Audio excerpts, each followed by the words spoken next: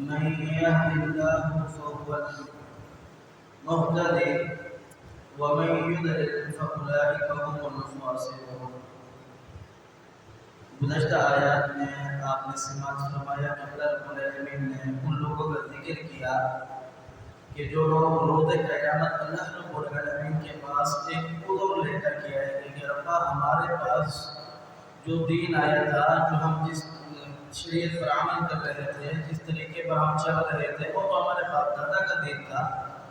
ہم تو اس پر چل رہے تھے کیونکہ ان کو ہم نے دیکھا دیکھی، ہم نے اس پر عمل کیا، لہذا اب ایسا تو نہیں ہے کہ ہم نے ان کو دیکھا دیکھی اس پر عمل کیا تو اس وجہ سے ہمیں تو اس پر سزا دے گا، ربا یہ تو ہمارے ساتھ ظلم ہے۔ تو اللہ رب العالمین نے بیان فرمایا کہ یہ ہرگز ایسا نہیں ہے، کیونکہ میں نے تم پر ہدایت، شریعت، رہنمائی بھیجی، اس کے ساتھ ساتھ پھر تمہیں عقل سلیم پر، فطرت اسلام پر، دین حنیف پر پیدا کیا، پھر اس کے ساتھ ساتھ تمہیں پیدا کرنے سے پہلے تمہاری روحوں کو پیدا کیا، تم سے ایک وعدہ لیا، الستُ بربکم، میں تمہارا رب ہوں، تو تم سب نے کہا قالوا بلی، تم ہی ہمارا رب ہے۔ پھر اس کے بعد میں نے تمہیں زمین میں بھیجا، پھر اس وعدے کو یاد دلانے کے لیے میں نے ایک کے بعد کتابیں بھیجی، صحیفے بھیجے، اوراق بھیجے، تاکہ تم ہدایت رہنمائی کی طرف آ جاؤ، اور پھر ان ہدایت رہنمائی کو تم تک صحیح معنوں میں پہنچانے کے لیے انبیاء کرام علیہ السلام بھیجے، تاکہ تم تک قیامت کے دن جب تم اللہ رب العالمین کے حضور کھڑے ہو جاؤ، تمہارے پاس کوئی عذر، کوئی بہانہ پیش ہو ہی نہ، پھر اللہ رب العالمین تمہارا کوئی عذر پیش نہیں کرے گا۔ یہاں اللہ رب العالمین بیان فرماتا ہے من یہد اللہ فهو المهتدی، ہدایت وہی ہے جو اللہ رب العالمین جس کو ہدایت دے، ہدایت یافتہ وہی شخص ہے جس کو اللہ رب العالمین ہدایت دے دے، ومن یضلل فاولئک هم الخاسرون، جسے اللہ رب العالمین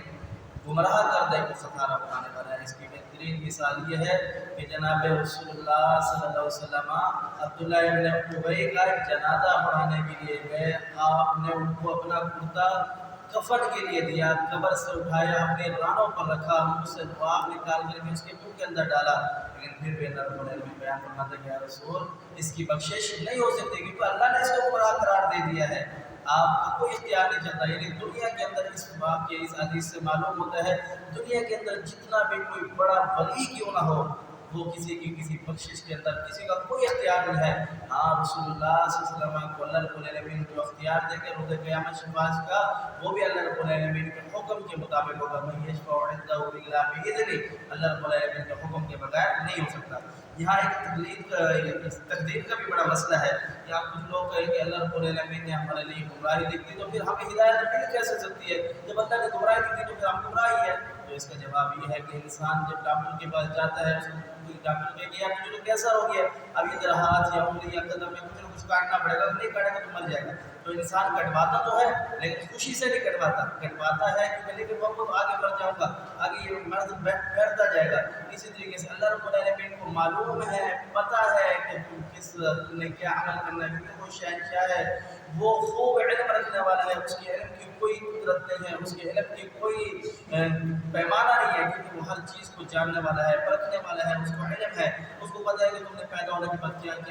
کرنا ہے۔ تو اس وجہ سے اللہ رب العالمین نے تمہاری تقدیر لکھی، اس وجہ سے نہیں کہ وہ تقدیر لکھی ہے کہ تم نے وہ عمل کرنا، نہیں، تم نے وہ عمل کرنا تھا، اس وجہ سے اللہ رب العالمین نے وہ تقدیر لکھی ہے۔ یہی وجہ ہے کہ اللہ رب العالمین نے بے شمار مخلوقات پیدا کی، زمین، آسمان، چاند، سورج، ستارے، سیارے، وہ ہر یہ جتنی بھی مخلوقات ہیں، فرشتے، ان کا اختیار ان کے پاس یہ اپنی مرضی کے مطابق زندگی نہیں گزار سکتے۔ سورج اپنی مرضی کے مطابق نہیں نکل سکتا، چاند اپنی مرضی کے مطابق نہیں آ سکتا، زمین اپنی مرضی کے مطابق گر نہیں سکتی، اللہ رب العالمین نے حکم دیا ہوا، اس حکم کے مطابق یہ چلتے۔ انسان کو اللہ رب العالمین نے اختیار دیا ہے کہ تیرے پاس اختیار ہے، تو سیدھی طرف چلا جائے یا الٹی طرف چلا جائے، لیکن جب اگر اچھا عمل کر کے آئے گا تو تجھے پیدا کرنے کا جو مقصد ہے، تو پھر وہ مقصد جب میرے پاس اچھا لے کر پائے گا، پھر تیرے لیے آخرت میں آسانی ہے، اور تجھے پیدا کیا ہی اس وجہ سے ہے کہ تجھ سے امتحان لیا جائے، تجھے اختیار اس وجہ سے دیا گیا ہے کہ تم روز قیامت جب اللہ رب العالمین کے حضور پیش ہو جائے تو پھر تجھے حساب و کتاب ہو، جو تم نے اچھا عمل کیا تو پھر اس کا بدلہ اچھا، اگر برا عمل کیا ہے تو پھر اس کا بدلہ برا۔ اللہ